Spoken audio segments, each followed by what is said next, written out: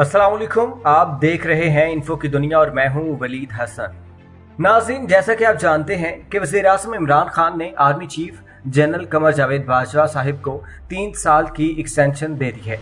मतलब कि वो आर्मी के अमूर मजीद 3 साल संभालेंगे। नाज़रीन, यहाँ सवाल ये पैदा होता है कि बाजवा साहिब को एक्सटेंशन क्यों दी गई? क्या ये एक्सटेंशन ज़ाती मफाद के लिए दी गई है या फिर मुल्क की बेहतरी के लिए? और आपको बताएंगे कि जो पॉलिटिकल पार्टीज आर्मी चीफ की एक्सटेंशन पे उंगलियां उठा रही हैं, उन जमातों में किस तरह अपने खानदान को एक्सटेंशन दी गई। मतलब दूसरों पे तनकीद करने वालों के गिरेबानों में देखें तो वहां क्या धंधा नजर आता है। इन सब के बारे में बात करने से पहले ये जानना इंतहाई जरूरी है कि पिछले आर्मी चीफ्स की क्या पॉलिसियां थीं और एक दूसरे से कितनी मुख्तलिफ थीं और उन्होंने किस किस वज़ीर-ए-आज़म को ओहदे से हटाया।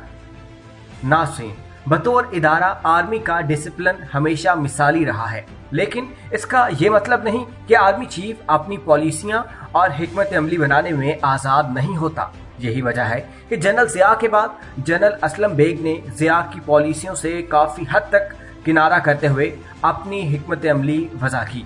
फिर असलम बेग के बाद general Asif Nawaz army chief बने, जिनकी वफात अपने ओहदे की मुद्दत मुकम्मल होने से कबल ही हो गई।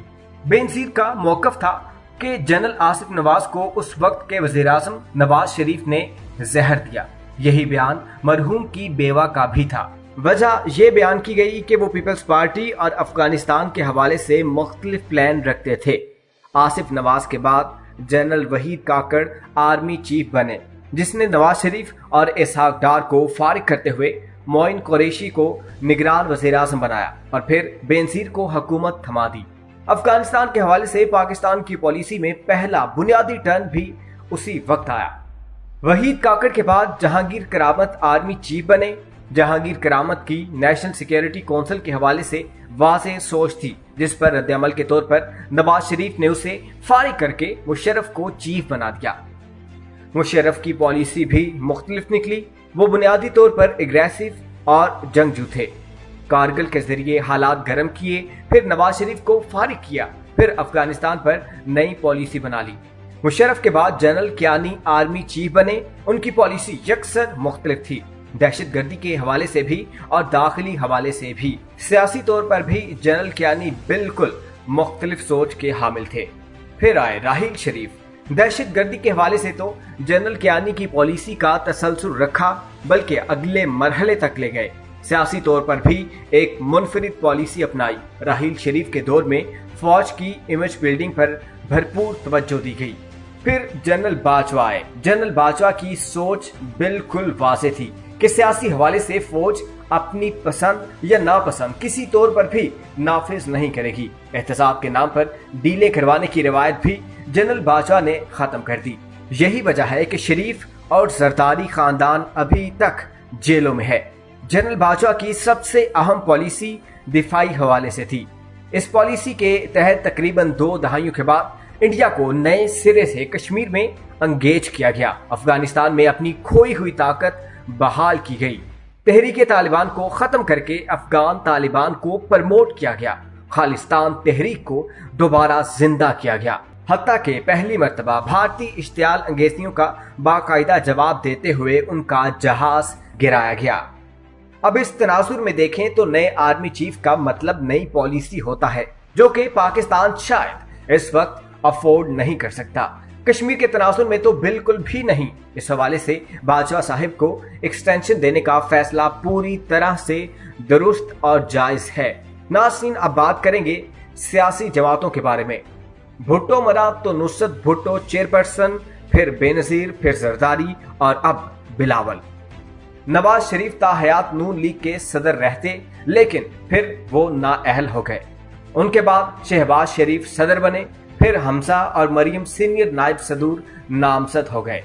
शहबाज शरीफ जाते हैं तो मरियम या हमजा में से ही कोई क़यादत संभालेगा। उसके बाद उनकी अगली नस्ल यानी जुनैद सफदर या बगलोल का बेटा तैयार हो रहा है। नाज़रीन, मुफ्ती महमूद फोत हुआ, फजलुर रहमान ने जमात की क़यादत संभाली। फजलुर रहमान इलेक्शन हार गया तो उसने अपना बेटा असद महमूद पार्लिमानी लीडर नामजद कर दिया। वली खान मरा तो उसकी बेवा ने पार्टी क़यादत संभाली। फिर वली खान का बेटा असफंदयार वली उसे हटाकर खुद सदर बन गया।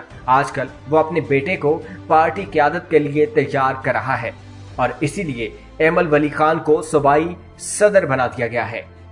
शाह नूरानी फोत हुआ, उसका बेटा JUP का सदर बन गया। एहसान इलाही ज़हीर शहीद हुए, उनका बेटा अपनी जमात का ओहदेदार बन गया। नाज़रीन, ये अभी चंद एक मिसालें हैं जिनमें लिबरल, लेफ्ट, राइट और सेंटर हर किस्म की जमातें शामिल हैं। इन जमातों में कई दहाइयों से क़यादत हमेशा बाप से अगली नस्ल को मुंतकिल होती आई है और आज तक कभी किसी भी जमात ने इस सब पर एतराज नहीं किया। हालांकि ये सब जमातें जमहूरी होने का दावा करती हैं, लेकिन जमहूरियत कभी इनके घर में दाखिल नहीं हो सकी।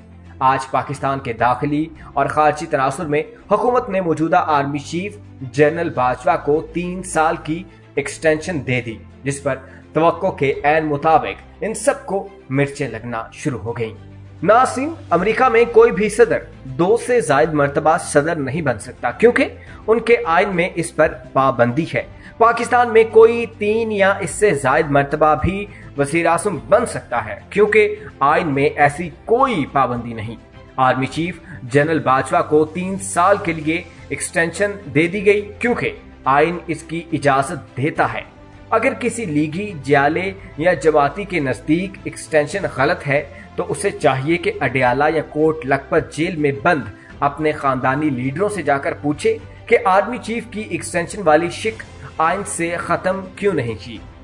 नाज़रीन, यहाँ हर कोई आर्मी चीफ की एक्सटेंशन पर सवालात उठा रहा है और कोई भी अपने गिरेबान में झांकने की मुशक्कत नहीं कर रहा।